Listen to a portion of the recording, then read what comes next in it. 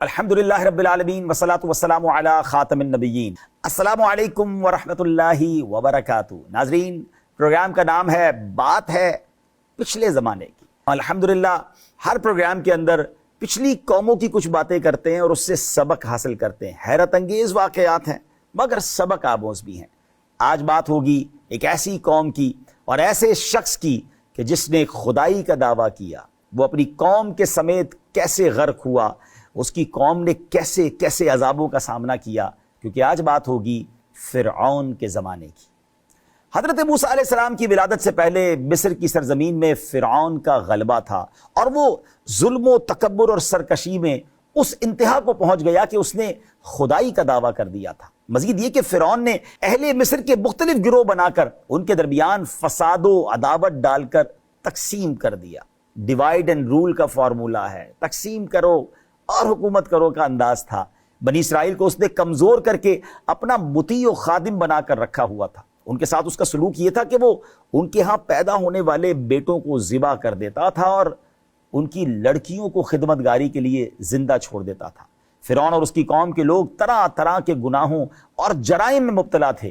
ذرا کچھ ان کے جرائم کے بارے میں جانتے ہیں۔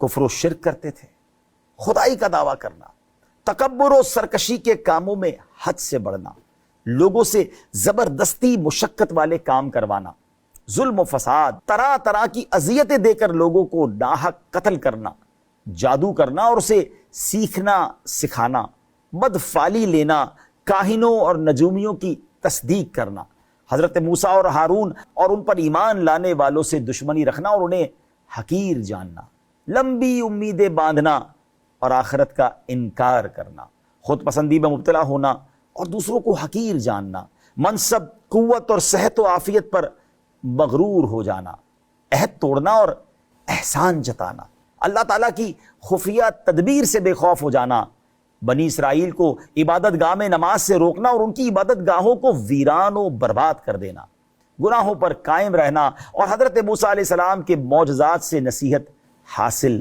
نہ کرنا۔ یہاں ایک اہم بات قابل توجہ ہے ناظرین کہ حقیقت میں تو حضرت موسیٰ علیہ السلام کو فرعون اور اس کے تمام ماننے والوں کی طرف بھیجا گیا تھا۔ البتہ فرعون کے خاص ذکر کی وجہ یہ ہے کہ اس نے خدا ہونے کا دعویٰ کیا تھا اور کفر میں حد سے بڑھ گیا تھا۔ اللہ تعالیٰ کا حکم پا کر حضرت موسیٰ علیہ السلام مصر کی طرف روانہ ہوئے۔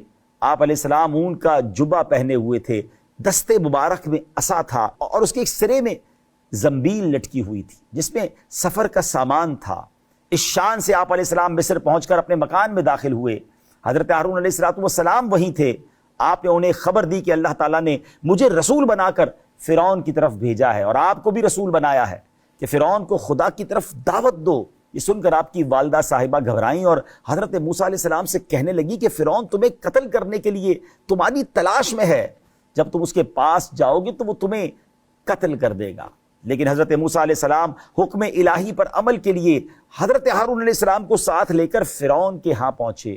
فرعون کو خبر دی گئی اور صبح کے وقت آپ علیہ السلام کو بلا لیا گیا۔ آپ علیہ السلام نے وہاں پہنچ کر اپنی رسالت کے بارے میں اسے بتایا۔ فرعون کے پاس جو حکم پہنچانے پر آپ علیہ السلام مامور کیے گئے تھے یہ بات بھی اسے بتائی۔ فرعون نے انکار کیا اور نشانی طلب کی۔ حضرت موسیٰ علیہ السلام نے اب کس طرح معجزات کا ظہور فرمایا۔ فرعون کی نشانی طلب کرنے پر حضرت موسیٰ علیہ السلام نے اپنا عصا زمین پر ڈال دیا۔ اچانک بالکل وہ واضح اور بہت بڑا سانپ بن گیا اور فرعون کی طرف متوجہ ہو کر کہنے لگا، اے موسیٰ مجھے جو چاہیے حکم دیجیے۔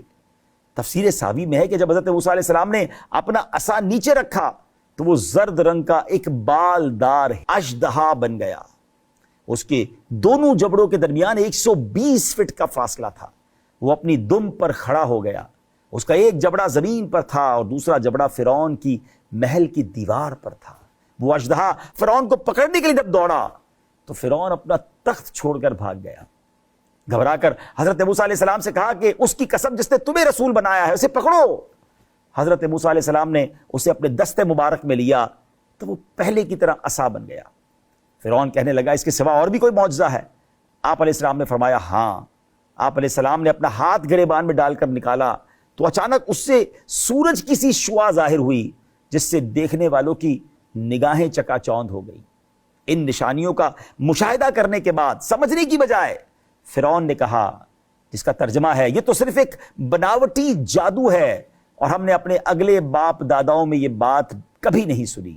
فرعون کا اب سرداروں سے یہ مشورہ ہوا کہ اب اپنی خدائی کے دعوے کو تو وہ بھول گیا اور خوف کی وجہ سے تھر تھرانے لگا، اپنے گمان میں خود کو معبود اور لوگوں کو اپنا بندہ سمجھنے کے باوجود بھی اپنے ارد گرد کے سرداروں سے مشورہ مانگنے لگا، حالانکہ جب وہ احمق خود کو خدا کہتا تھا تو عاجز ہو کر اور گھبرا کر دوسروں سے مشورہ مانگنے کی کیا حاجت تھی؟ بہرحال سرداروں نے جو کہا، قرآن نے اس بارے میں کیا فرمایا؟ قال للملأ حوله إن هذا لساحر عليم يريد أن يخرجكم من أرضكم بسحره فماذا تأمرون۔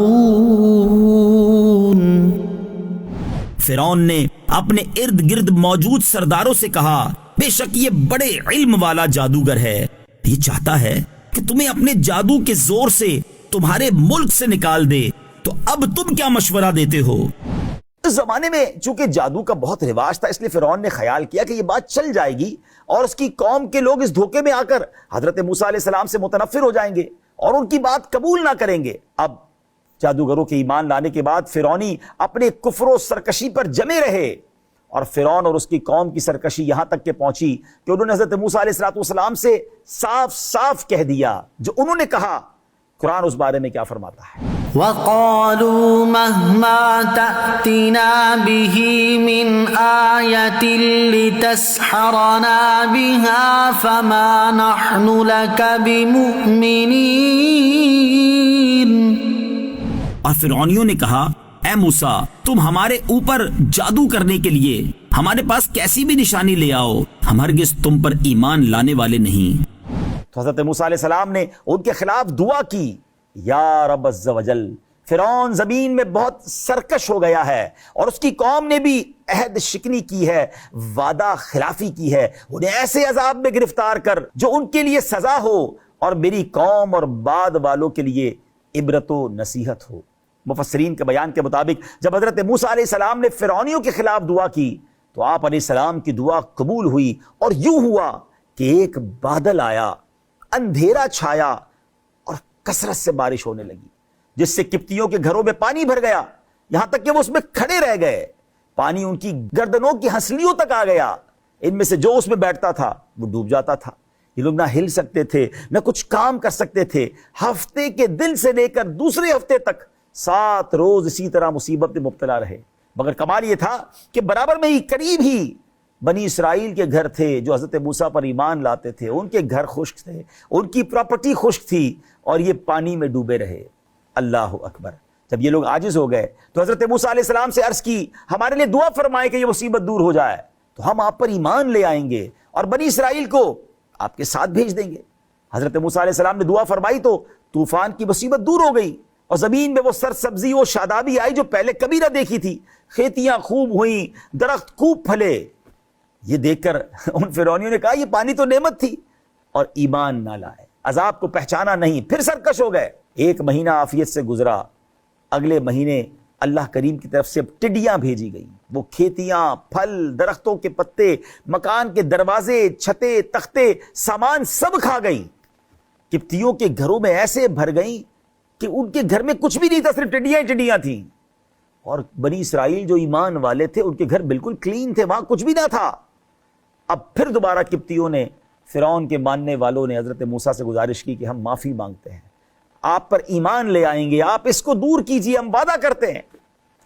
اللہ اکبر۔ 7 دن تک یہ مصیبت میں مبتلا رہے، اور جب حضرت موسیٰ نے دعا کی تو سب کچھ چلا گیا، کلین ہو گیا، کھیتیاں اور پھل جو باقی رہ گئے تھے، اب انہوں نے دیکھ کر کہا کہ یہ ہمارے لیے کافی ہے، ہمارا گزارا تو ہو جائے گا۔ پھر ایمان نہ لائے، پھر وفا نہ کی، پھر پرومس بریک کیا، پھر اپنے اعمال خبیثہ میں مبتلا ہو گئے۔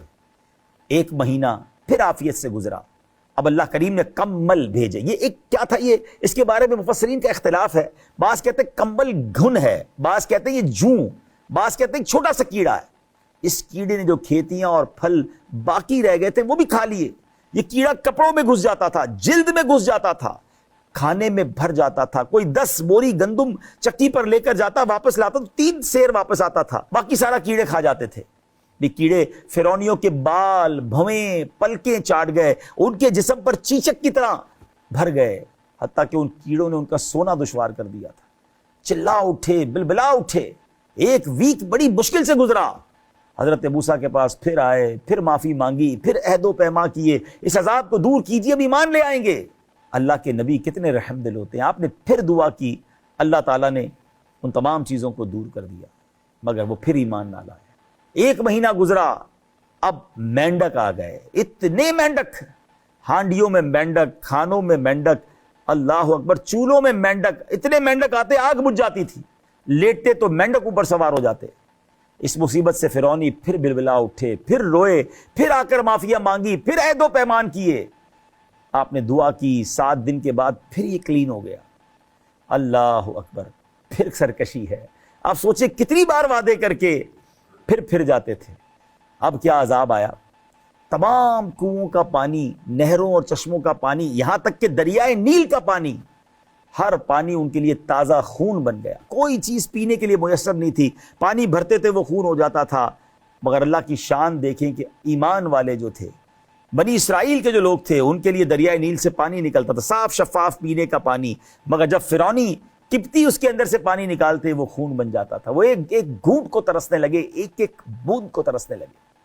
اللہ اکبر, پھر روتے ہوئے آئے, پھر بلبلاتے ہوئے آئے, معافی مانگی. حضرت موسیٰ نے دعا کی, پھر یہ مصیبت دور ہو گئی. جب فرعون اور اس کی قوم نے روشن نشانیوں کو جھٹلایا اور کسی طرح ایمان نہ لائے, تو اللہ عز و جل نے فرعونیوں کو کئی سال کے قحط, پھلوں کی کمی اور فقر و فاقہ کی مصیبت میں گرفتار کر دیا. حضرت عبداللہ بن عباس رضی اللہ تعالیٰ عنہما فرماتے ہیں, دیہات میں رہنے والے فرعونی قحط کی مصیبت میں گرفتار ہوئے, اور شہروں میں رہنے والے آفات کی وجہ سے پھلوں کی کمی کی مصیبت میں مبتلا ہوئے. حضرت کعب رضی اللہ تعالیٰ عنہ فرماتے ہیں, ان لوگوں پر ایک وقت ایسا آیا کہ کھجور کے درخت پر صرف ایک ہی کھجور اگتی تھی. جب اللہ ناراض ہو جائے تو اس طرح درخت پھل دینا بھی چھوڑ دیتے ہیں. اللہ تعالیٰ نے ان پر یہ سختیاں اس لیے نازل فرمائی ناظرین, تاکہ ان سے عبرت حاصل کرتے ہوئے وہ سرکشی اور عناد کا راستہ چھوڑ کر اللہ تعالیٰ کی بندگی کی طرف لوٹ آئیں. کیونکہ سختی و مصیبت دل کو نرم کر دیتی ہے اور آخرت کی طرف راغب کرتی ہے. حضرت موسیٰ علیہ السلام کے عظیم معجزات دکھانے کے باوجود جب فرعونی اپنے کفر و عناد پر قائم رہے, ان لوگوں نے سرکشی کی, اور ان کا مال و دولت, دنیاوی جاہ و زینت اور دل کی سختی کی یہ وجہ بنی, تو حضرت موسیٰ علیہ السلام نے اللہ کی بارگاہ میں ان کی بربادی کی دعا کی. اس بارے میں قرآن کیا فرماتا ہے؟ وقال موسى ربنا إنك آتيت فرعون وملأه زينة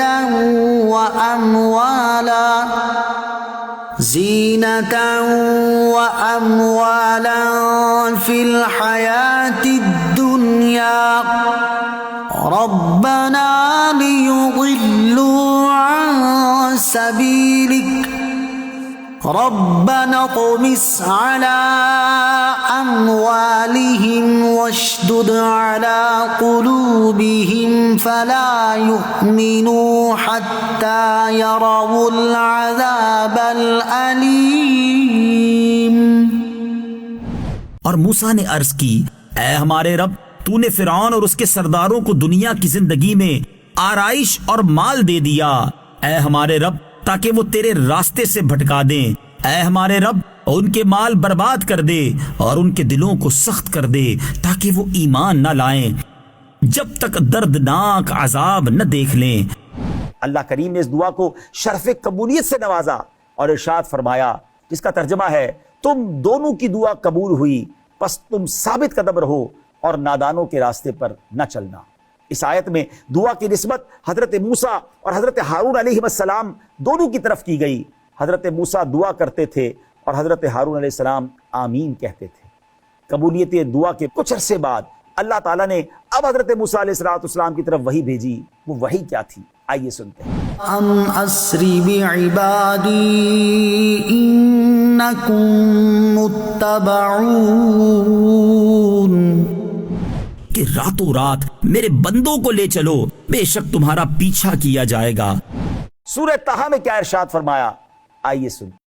وَلَقَدْ أَوْحَيْنَا إِلَى مُوسَىٰ أَنْ أَسْرِ بِعِبَادِي فَاضْرِبْ لَهُمْ طَرِيقًا فِي الْبَحْرِ يَبَسًا لَا تَخَافُ دَرَكًا وَلَا تَخْشَىٰ۔ اور بے شک ہم نے موسیٰ کی طرف وحی بھیجی کہ راتوں رات میرے بندوں کو لے چلو اور ان کے لیے دریا میں خشک راستہ نکال دو، تجھے ڈر نہ ہوگا کہ فرعون پکڑ لے اور نہ تجھے خطرہ ہوگا۔ اللہ تعالیٰ نے حضرت موسیٰ علیہ السلام کی طرف وہی بھیجی کہ اپنا عصا دریا پر مارو۔ حضرت موسیٰ علیہ السلام نے دریا پر عصا مارا، اچانک وہ دریا پھٹ کر 12 راستوں میں تقسیم ہو گیا، ہر راستہ بڑے پہاڑ جیسا ہو گیا اور ان کے درمیان خشک راستے بن گئے جن پر چل کر بنی اسرائیل نے دریا پار کر لیا۔ یوں اللہ کریم نے حضرت موسیٰ علیہ السلام اور بنی اسرائیل کو ان فرعونیوں کے مظالم سے صحیح سلامت دریائے نیل کے پار پہنچا دیا۔ دوسری طرف فرعون اور اس کے لشکر چونکہ پیچھے آ رہے تھے اور جب قریب آئے انہوں نے دیکھا کہ یہ تو راستے بنے ہوئے دریائے نیل میں، انہوں نے بھی ان راستوں میں اپنے آپ کو داخل کر لیا۔ اللہ اکبر! جب تمام فرعونی دریا کے اندر آ گئے، راستوں کے اندر آ گئے، تو اب اللہ کے حکم سے وہ دریا مل کر پہلے کی طرح ہو گیا۔ یوں فرعون اپنی قوم کے ساتھ ڈوب گیا، غرق ہو گیا۔ قرآن اس بارے میں کیا فرماتا ہے؟